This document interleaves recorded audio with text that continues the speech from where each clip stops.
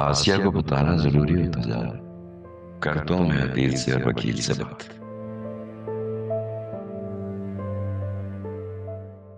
मैंने यहाँ इसीलिए खड़ा किया था ताकि तुम खुद सुनो अपने दादा की बातें। मुझे यकीन नहीं आ रहा। यकीन करना होगा तुम्हें। राहा का तुमसे कोई ब्लड रिलेशन नहीं है।